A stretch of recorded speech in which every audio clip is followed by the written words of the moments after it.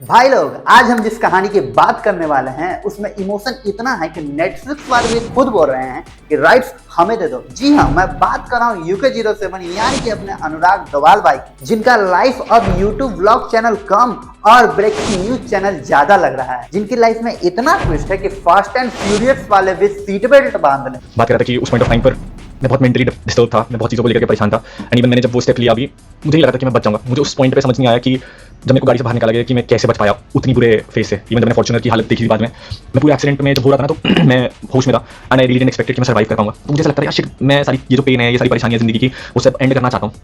मुझे उस दिन नहीं समझ में आया था कि मैं क्यों बच गया।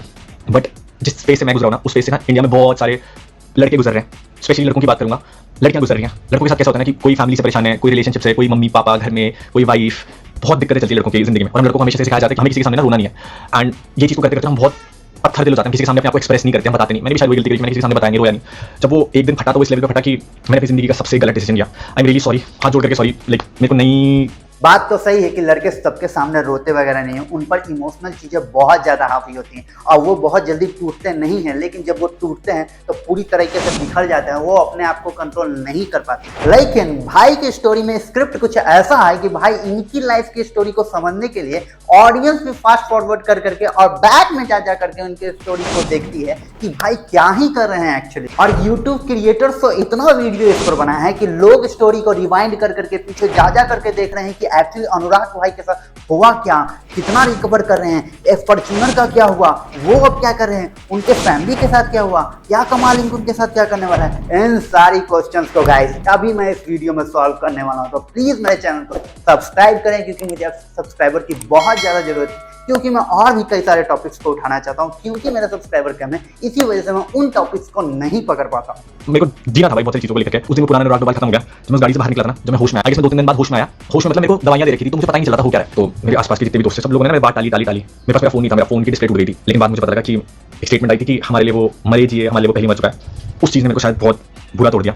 एंड मेरे परिवार से कोई नहीं आया उस स्टेट पर मुझे देखने के लिए।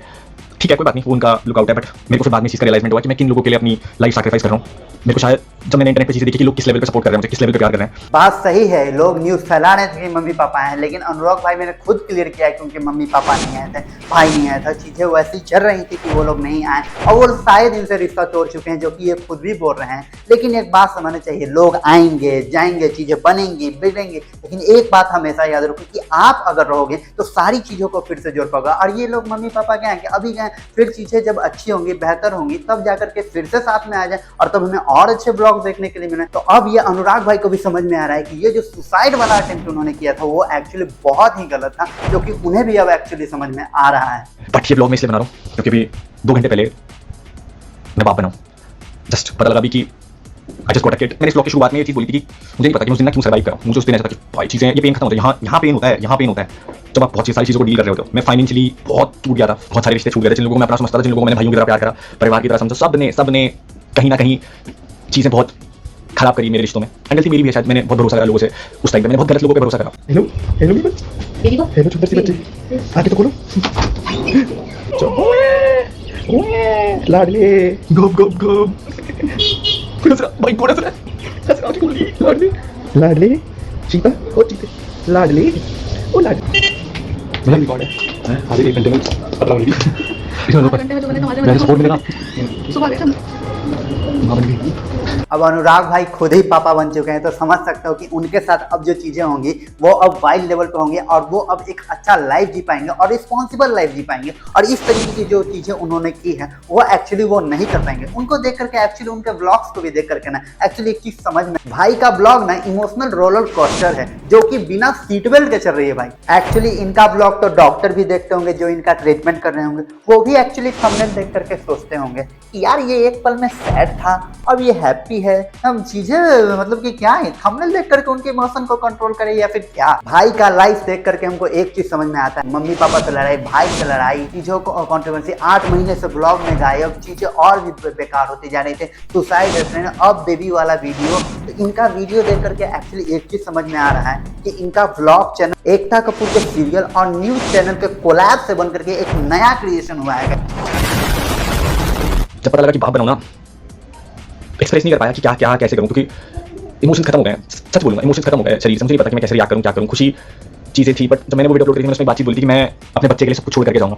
आज पता मैं क्यों ये शूट कर रहा हूँ, क्योंकि मेरे पास कुछ नहीं बचा, बट आज मैं अपने बच्चे के लिए सब कुछ जीरो से बिल्डअप करूंगा। मेरे पास नहीं है कुछ, मुझे नहीं पता मैं आगे क्या करूंगा, कैसे करूंगा, but I am gonna finally meet my kid. मैं अनाथ हूं, बट मेरे बच्चे का हमेशा उस बाप का साया रहेगा।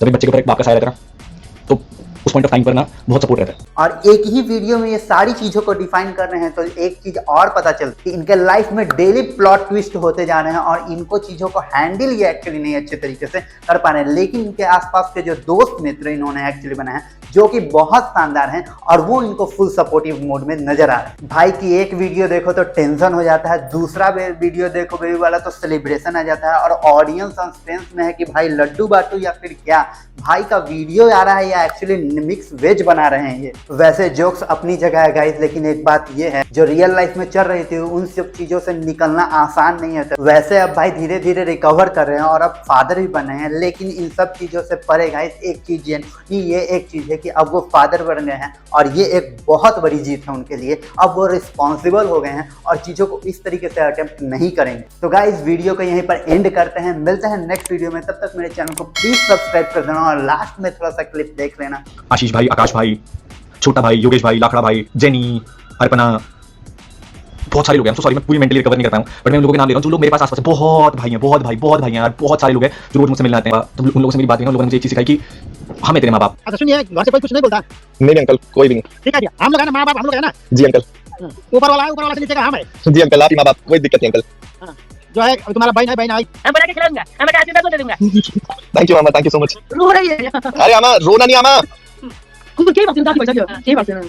ठीक है ठीक। बोला तो भैया मम्मी पापा टूट चुके थे भैया। मामा रोना नहीं, आपका बेटा जिंदा है, रोना किस बात का बताओ। मतलब दो बेटा आएगा, तीन बेटा हो जाएगा। जी मामा, मैं जल्दी ठीक हो जाऊं, फिर आता हूं आपके पास, ठीक है मामा? हां जल्दी ठीक हो गया, बनाना पड़ेगा। मैं शायद अनाथ हो गया था उस एक्सीडेंट के बाद, जो मेरे दिमाग में चीजें थी, बट वो पेन ना बहुत बुरा है। भगवान ना करे कभी वो किसी को मिले। एक चीज मैं बोलना चाहूंगा, देखो I was going through depression, mental pressure. उस चीज में, उस स्टेट में ना मेरे को नहीं समझ में आ रहा था। मैं बस एक चीज मैसेज देना चाहूंगा कि इंडिया में ना बहुत सारे लोग ऐसे मेंटल हेल्थ ट्रॉमा से गुजर रहे हैं, एंड उस पॉइंट ऑफ टाइम पे ना उस बंदे को समझने की जरूरत है, and at the same time समझाने की जरूरत है। एंड ये काम ना उस बंदे के आसपास वाले लोग कर सकते हैं। स्पेशली बहुत सारे लड़के फेस कर रहे हैं ये सिचुएशन, मर्द फेस कर रहे हैं। मेंटल हेल्थ के बारे में बहुत कम लोग बात करते हैं, बट मैं एक प्राइम विक्टिम हूं डिप्रेशन का, बहुत फन लेते हैं लोग इस चीज को, बट हर कोई अपनी जिंदगी में फाइट कर रहा है किसी ना किसी चीज को लेकर के। तो जो भी लोग ऐसे फाइट कर रहे हैं, मैं आज पता है इस लेवल पे हूं कि मैं अपने इमोशंस कंट्रोल करके बात कर पा रहा हूं, अपने आप को एक्सप्लेन कर पा रहा हूं। ये इस लेवल पे मेरे आसपास के दोस्तों ने, भाइयों ने इस लेवल पर मुझे ना इतना खुश रखा, इतना मेंटली सपोर्ट करा कि चल कुछ नहीं हुआ, सही हो जाएगा, फन करते रहे, जोक्स करते रहे, सपोर्ट करते रहे, रोज आते रहे मेरे से मिलने के लिए, हर एक पॉइंट पर सपोर्ट करा। एंड उस कारण से मैं रिकवर कर रहा हूं। मैं भी पूरी तरीके से सही हूं, मेरे पास घर नहीं है।